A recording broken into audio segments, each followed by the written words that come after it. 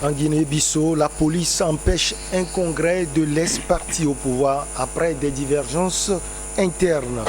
Au Mali, pas d'accord entre la CEDEAO sur le calendrier, la CEDEAO et la junte sur le calendrier électoral. Et puis au Burkina Faso, procès Sankara, le Conseil constitutionnel valide le chef d'accusation d'attentat à la sûreté de l'État.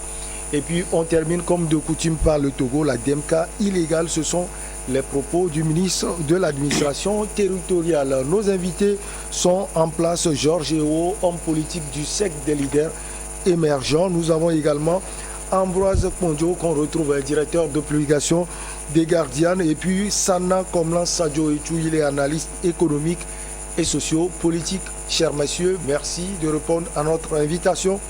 On commence par Ambroise, ça fait trop longtemps, vous allez bien? Oui, c'est un plaisir de vous avoir sur le plateau.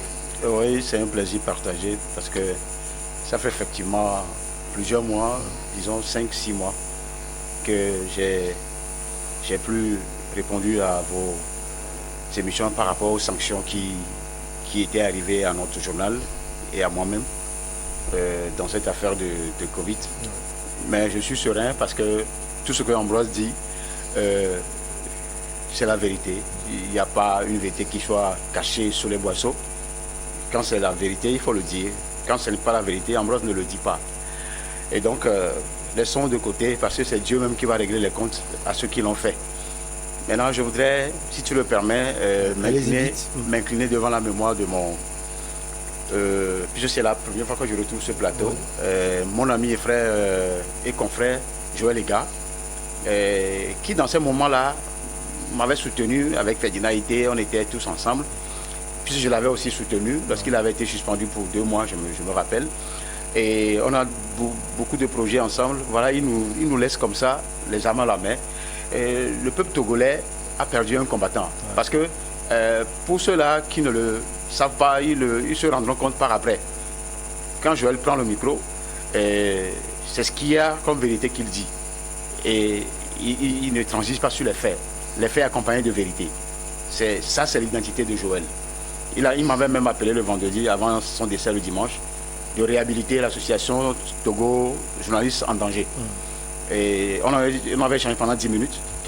Et donc j'ai cru comprendre la dernière fois que c'était une mission qu'il est en train de m'envoyer, une mission trop lourde pour moi.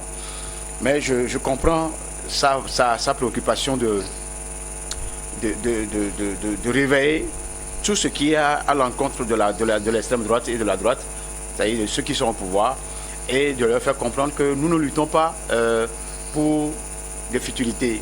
Nous, l'essentiel, c'est que le peuple togolais puisse avoir quelque chose à manger et être sauvé par un état de justice, un gouvernement de justice et de droit. Et pour finir, je demande à Dieu qu'il fasse reposer son âme en paix. Essentiel. Merci. Merci. Bonjour, adjoint au maire, homme politique clé, Georges Eo, vous allez bien? Michel, je vais bien, je rends grâce à Dieu. Je voudrais aussi profiter pour saluer une action noble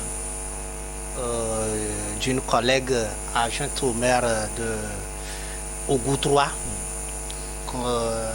concernant la fête du 8 mars. Avec les actions nobles, vraiment, je l'avais suivi et c'était très noble. Je voudrais l'encourager à aller plus loin dans ses actions, à nous encourager. C'est Madame Kanou et Angèle, c'est une femme battante. Je voudrais aussi passer par ce canal pour l'encourager. Sana, on se retrouve. Bonjour, vous allez bien? Je vais très bien. C'est un plaisir de vous avoir sur le plateau. C'est un plaisir réciproque et partagé. Allez, on commence par la Guinée-Bissau. La police a empêché samedi à Bissau, la capitale, la tenue d'un congrès de l'ex-parti au pouvoir en Guinée-Bissau. Ce pays, donc, après des divergences internes à la formation ayant conduit à des heurts avec les forces de l'ordre.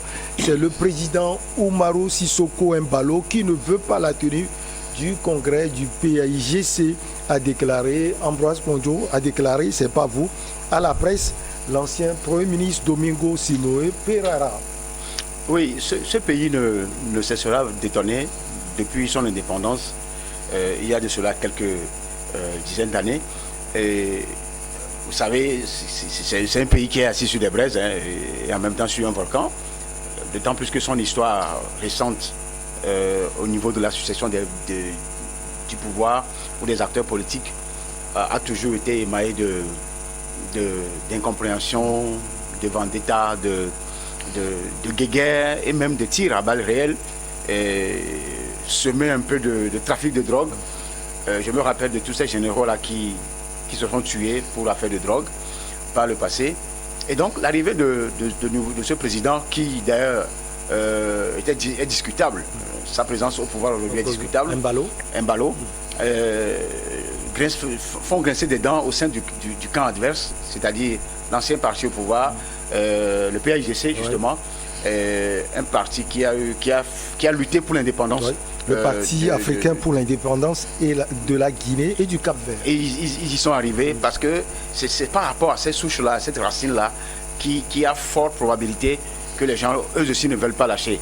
Et ceux qui sont en face aussi, soutenus par une certaine communauté internationale, le Sénégal en tête dans la sous-région, et fait en sorte que la situation n'est pas totalement claire. C'est vrai que cette nouvelle crise vient même à l'interne du PAIGC, parce que le pouvoir certainement aurait trouvé la souris de maison pour pouvoir vendre la mèche, et on va y revenir et créer maintenant un boulet rouge. La justice s'en est saisie parce que l'État actuel ou le pouvoir actuel doit en profiter. Il va falloir sceller les portes pour que ce parti-là ne devienne pas gênant au cours des prochaines échéances électorales. Alors, Sana, c'est ce que l'ancien Premier ministre Perara a dit, mais on remarque qu'en interne, le PAIGC également est divisé. Oui, en fait, c'est ce que j'attendais d'écouter. D'ailleurs, c'est vrai que, comment dit-on, la Guinée-Bissau est plus ou moins instable, justement parce que pendant longtemps, les narcotrafiquants étaient même présents au sein de l'exécutif. Il y a eu des vendettas entre eux, mais ceci étant, il faut saluer l'action de la CEDEAO qui a su mener à bien une mission qui a abouti à des élections présidentielles à l'issue desquelles Embalo Sissoko a été démocratiquement élu. Élection contestée. Il a été élu et vous savez, le président ghanéen, lors de sa réélection, il a été contesté. Lorsque vous prenez un peu presque tous les pays, il y a toujours des contestations. Mais il faut dépasser cette étape de contestation pour être en mesure de démontrer vraiment là où on vous a triché et là où vous avez gagné. Je crois que c'est ce qui manque dans une rhétorique que je trouve trop facile et démagogue. Maintenant, ceci étant, il faut dire que le problème est un problème interne au sein du PAIGC. Il se trouve que celui qui est à sa tête aujourd'hui, M. Pereira, perdant, il a perdu les élections présidentielles passées et en même temps, son mandat est déjà échu à la tête de ce parti politique. Qu'est-ce que les tests du PAIGC disent? Les tests du PAIGC, comme votre mandat a expiré, vous ne pouvez plus conduire un congrès. C'est ça, puisque ce congrès a déjà été reporté à 2 fois déjà. Monsieur Conté, oui, a fait une saisine de la justice auprès du tribunal régional de Bissau, mais qui a pris des mesures conservatoires pour interdire la tenue de ce congrès. Comment vous n'êtes plus légalement, parce que votre mandat a déjà échu, mais vous ne pouvez plus conduire un congrès. Maintenant, le monsieur, il essaie... Alors, une question, est-ce que c'est au président actuel Embalo de trancher ce différend entre Ballon Condé, comme vous le dites? Je n'ai pas dit que c'est à lui, je ne dis pas que c'est à lui de trancher. C'est la justice. C'est un juge du tribunal régional de Bissau qui a interdit, comment dit-on, ce congrès qui avait été déjà reporté pour les mêmes faits 2 fois déjà. Mais quand la loi quand vous saisissez la justice et la loi vous dit de s'asseoir à ce congrès avant que la justice ne puisse se prononcer, ben naturellement, si vous outrepassez cette décision de la justice et que vous organisez ce congrès-là, il y va de droit et force de loi que la puissance publique puisse utiliser tous les moyens légaux pour empêcher la tenue de ce congrès. C'est ça qui s'est passé. Je crois qu'il faut aussi que l'on puisse restituer de manière objective les faits tels qu'ils se sont passés et pour que toute l'opinion, les gens qui nous suivent puissent apprécier. Et vous avez parlé de moyens légaux, Georges Eo, on a vu la police qui a empêché ce congrès. Et comme Sana l'a dit tout à l'heure, c'est un différend interne entre Bolom Conté et l'ancien Premier ministre Pereira. Alors, ça peut pousser à empêcher l'organisation du congrès, selon vous? Évidemment, comme vous avez écouté comme moi l'exposé de Sana, ça prouve que les gens ne sont pas dans la légalité. Et donc, s'il n'y a pas la légalité, il faut faire quoi? Il faut forcément que la justice se saisisse et que la légalité soit appliquée. Et vous savez, qu'on le veuille ou pas, la justice est là pour tout le monde. Je sais que le parti, dans son statut, doit prévoir ces cas où le mandat du président est dépassé. Qu'est-ce qu'il faut faire? Il faut organiser une transition, évidemment, pour pouvoir aller au congrès. Parce que, vous savez, une chose est d'organiser le congrès, l'autre chose est d'élire des gens dignes et légitimes de gérer un parti. Si les gens se sentent à un moment donné en danger par rapport à une personne et par rapport à l'organisation de leur parti, ils doivent le manifester. Et la justice, vous savez, pas d'action, pas d'intérêt, pas d'action. Et donc la justice qui étant saisie ne peut que demander à surseoir à ce congrès en attendant de trouver des résolutions, des solutions pour l'organisation. La justice ne peut jamais interdire le congrès, mais peut demander de surseoir à ce congrès en attendant de trouver une solution apaisée entre les deux parties, les deux camps en face, parce que nous parlons d'un même parti. Donc aujourd'hui, la police n'a fait que le travail demandé par la justice. Alors Ambroise, l'ancien Premier ministre dit, quelle que soit la durée que prendra le contentieux en justice, nous tiendrons notre congrès. Alors le congrès du PAIGC, on le sait, a été reporté plus de 2 fois depuis plusieurs mois. Est-ce qu'on ne joue pas, comme on le dit souvent, la politique n'entre finalement pas dans le congrès de ce parti? Est-ce que le parti au pouvoir du président Embalo ne joue pas sur cela pour déstabiliser le PAIGC?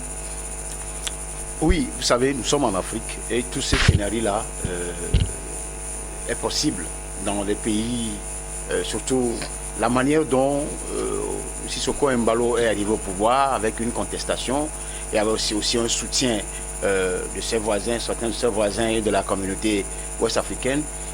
On vous dira que tout comme la communauté internationale a toujours tendance à instaurer ou à installer certains régimes contestés à l'interne au pouvoir, je crois que le cas de Sissoko Embalo n'est pas étranger à cette réalité politico-judiciaire que nous constatons très souvent ces 30 dernières années dans nos pays, et surtout que la caporalisation des pouvoirs, que ce soit au niveau de l'exécutif, du législatif et du judiciaire, aux mains de l'exécutif, tous ces pouvoirs-là se retrouvent souvent dans la main d'un seul individu et qui chapeaute, qui est le chef de l'exécutif. Et donc, si le chemin est allé dans ce sens, il n'y a pas de doute que la justice soit manipulée. Je ne suis pas en Guinée-Bissau et je suis de loin ce qui se passe en Guinée-Bissau, mais j'essaie juste de faire un lien entre ce qui se passe, ce qui s'est déjà passé dans plusieurs pays ouest-africains et ce qui se passe d'ailleurs, de la manière dont même Sissoko Embalo est arrivé au pouvoir.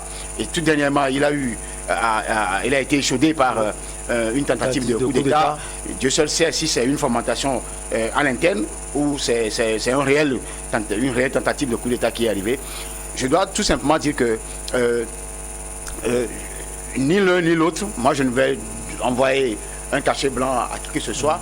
Je sais quand même que les pouvoirs exécutifs en Afrique de l'Ouest, et d'une manière générale, dans certains pays en Afrique même, ont tendance à manipuler la justice. Au Togo ici, c'est légion, nous on est assis même dedans, et dans tous les secteurs d'activité. Et donc ce qui prouve à suffisance que le cas bissau-guinéen ne me sera pas étranger. Quand on reporte un congrès, ça veut dire qu'à tout moment, ce congrès-là pouvait être organisé, et il appartient au parti de gérer ce problème à l'interne. Et si, oui, il appartient au parti. Oui, il appartient, c'est au PAIGC d'organiser son congrès. Il n'appartient pas à des billes du pouvoir de venir influencer à travers une saisine d'un futile aussi membre de ce consortium politique, et de mettre en veilleuse le congrès, et qui profiterait à ceux qui sont au pouvoir. Parce que, quoi qu'on en dise, le PAIGC est un parti historique. Non seulement historique, mais solide. Qui est implanté dans tout le pays. Allez, on va marquer la petite pause. On revient donner aussi la parole à Sada Sadio et à Georges Ewo.